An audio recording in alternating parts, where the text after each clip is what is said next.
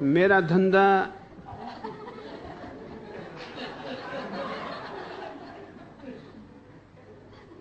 थोड़ा कठिन धंधा है।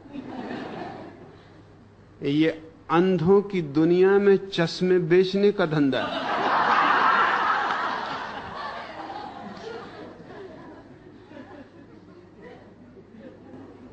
और अंधों से यह कहना कि मेरे पास आंखें हैं और तुम अंधे हो, खतरनाक है।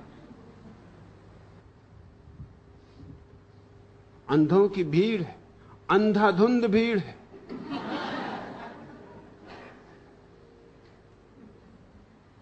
और कोई अंधा आदमी ये पसंद नहीं करता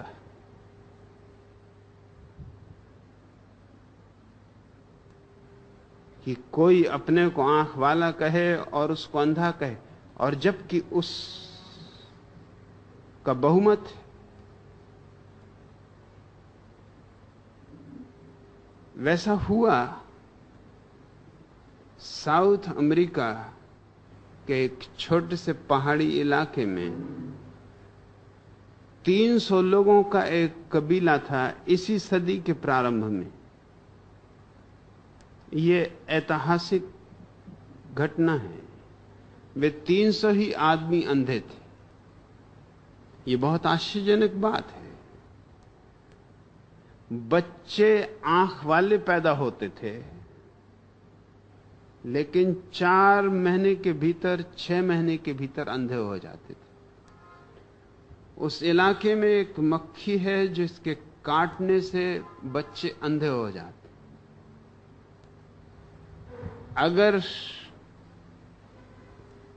6 महीने तक वो मक्खी बच्चों को न काटे तो उनकी आंखें बच सकती, फिर वो मजबूत हो जाते। 6 महीने तक वो इतने कमजोर होते हैं कि मक्खी उनके आंखों को नष्ट कर देती। मगर वो मक्खी इतनी बड़ी तादाद में है उस घाटी में कि कोई बच्चा बच नहीं सकता। एक वैज्ञानिक ने जब ये खबर सुनी तो वो खोज में गया कि बात क्या है, क्योंकि 300 आदमी पूरे के पूरे अंधे हों, ये अचंभा है। और उसने अध्ययन किया और देखा कि हर बच्चा आंख वाला पैदा होता है, लेकिन जब तक वो आंख वाला होता है तब तक बोल नहीं सकता। और 6 महीना लंबा समय, और मक्खी बहुतायत से आम घर घर में, तो 6 महीने के भीतर वो उसे अंधा कर देती। जब तक वो बोलने योग्य हो पाता है तब तक अंधा होता है। जब तक आंख होती है तब तक बोल नहीं सकता। इसलिए उस कबीले को पता ही नहीं है कि आंख जैसी कोई चीज होती।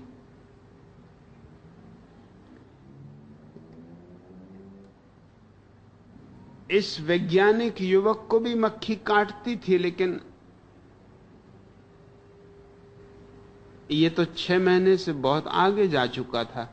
इस पे मक्खी के जहर का कोई असर नहीं होता था। और इसने निर्णय किया कि किसी भी तरह इस मक्खी को नष्ट करना है। और ये चकित हुआ देख के कि ये 300 अंधे लोग बिना आंखों के भी काम चला लेते, छोटी मोटी खेतीबाड़ी भी कर लेते, अपने भोजन के लायक इंतजाम भी कर लेते, कठिनाई से और मुश्किल से। मगर अगर यही जिंदगी है तो किया भी क्या जा सकता है। हम सब भी यही कर रहे हैं। कितनी ही मुश्किल हो, कितनी ही परेशानी हो, कितनी ही झंझट हो, करें भी तो क्या करें, यही जिंदगी है। और चारों तरफ सभी लोग इसी जिंदगी में जी रहे हैं।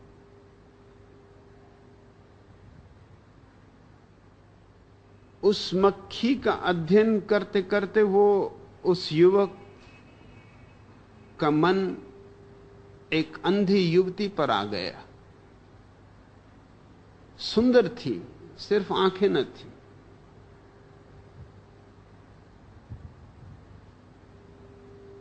उसने कबीले के प्रमुख से उस युवती से शादी करने की प्रार्थना की।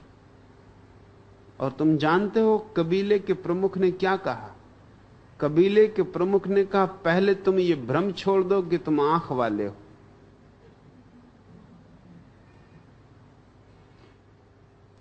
क्योंकि ये बात न कभी देखी न कभी सुनी।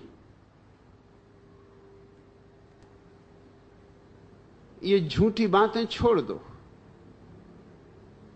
विवाह की आज्ञा मिल सकती है, लेकिन एक ही शर्त पर कि हम जिन्हें तुम आंखें कहते हो उन्हें फोड़ देंगे। तुम अंधे होने को राजी हो, विवाह हो सकता है, तब तुम हमारी जाति के हो गए। तुम सोच लो। और अगर तुम आंखें वाले ही रहना चाहते हो तो हमें माफ करो, तुम किसी और दुनिया के आदमी हो, हमारी जाति के नहीं। कल सुबह अपना निर्णय बता देना। रात भर वो सोचता रहा कि क्या करे, क्या आंखें गंवा दे, मगर इन्हीं आंखों के कारण तो उस स्त्री के सौंदर्य में वो दीवाना हुआ है। ये इन्हीं आंखों की देन तो है कि उसने सौंदर्य को देखा है। इन्हीं आंखों को गंवा दे तो वो स्त्री सुंदर है या कुरूप, क्या फर्क पड़ता है। और सुबह होने के पहले निर्णय करना है। ठीक सूरज उगने के पहले वो वहां से भाग खड़ा हुआ, जितनी तेजी से भाग सकता था। कबीला उसका पीछा कर रहा था कि पकड़ो उसे, वो भाग ना जाए, क्योंकि वो बाहर जाकर लोगों को ये झूठी खबर देगा कि मैं आंख वाला हूं और दूसरे लोग अंधे। ये उस वैज्ञानिक ने ही दुनिया को खबर दी। दूसरे वैज्ञानिक गए, धीरे धीरे मक्खी को समाप्त किया। अब बच्चे वहां भी आंख वाले हैं। वो 300 लोग जो इस सदी के पहले चरण में आंख वाले थे, अंधे थे, मर चुके, बूढ़े हो चुके, समाप्त हो चुके। अब वो कबीला विलीन हो गया, आप सब आंख वाले। लेकिन अंधों के बीच ये कहना कि मैं ही अकेला आंख वाला हूं और तुम सब अंधे हो,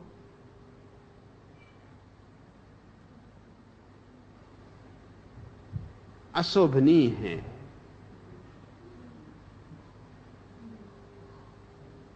अशिष्ट है। तुम्हारी बात मैंने समझी, लेकिन तुम भी मेरी बात समझो।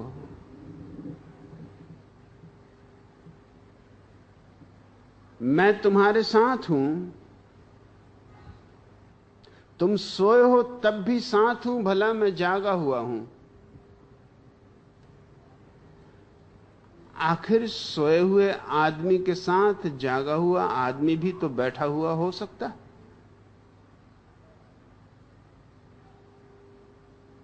और सोए हुए आदमी में और जागे हुए आदमी में फर्क ही क्या होता? बड़ा जरा सा फर्क होता है कि सोए हुए आदमी की आंख खुल जाए तो वो भी जाग जाए। लेकिन सोए हुए लोगों के बीच रह के ये बेहतर है कि तुम कम से कम ये ढोंग ही करते रहो कि तुम भी सोए हुए हो। नाहक उन्हें नाराज ना करो, उनकी भीड़ है, उनका समाज है, उनकी दुनिया है, तुम अकेले हो। और सवाल इसका नहीं है, सवाल इसका है कि उन्हें जगाना है। इसलिए दुश्मनी पैदा नहीं करनी है, दोस्ती पैदा करनी। इसलिए नहीं कहता कि तुम अंधे हो, इसलिए कहता हूं कि हम अंधे हैं। मगर वही कह सकता है कि हम अंधे हैं जिसके पास आंखें हों।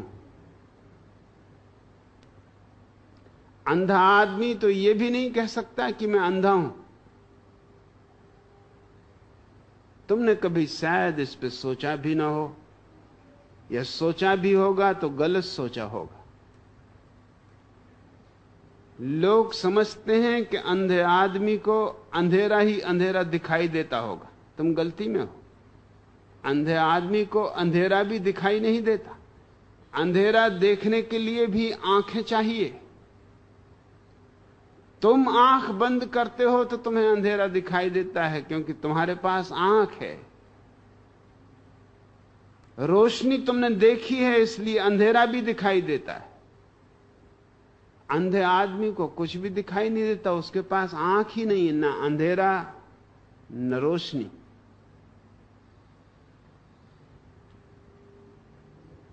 वो सहानुभूति का पात्र है, वो करुणा और प्रेम का पात्र है। उसे आहिस्ता आहिस्ता जगाना है। उसकी आंखों पर ठंडे पानी के छींटे बहुत आहिस्ता आहिस्ता फेंकने हैं। उसे नाराज नहीं कर देना है। और फर्क कुछ बड़ा नहीं है। सोया हुआ भी वो वही है जो तुम जागे हुए हो। सिर्फ आंख खुल गई और दुनिया बदल जाती। गौतम बुद्ध के जीवन में उन्होंने अपने पुराने जन्मों की बहुत सी कहानियां कही। उनमें एक कहानी बहुत ही प्रीतिकर। तब तक वो स्वयं जागे नहीं थे, बुद्ध नहीं हुए थे,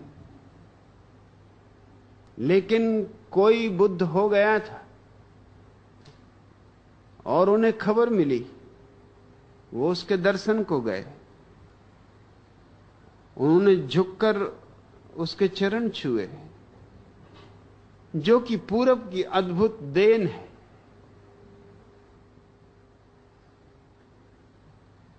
पूरब ने बहुत कुछ दुनिया को दिया है जिसकी कोई कीमत नहीं करता।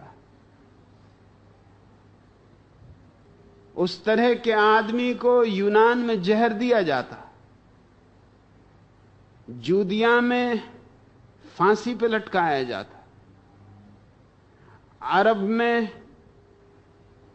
टुकड़े टुकड़े करके काट दिया जाता।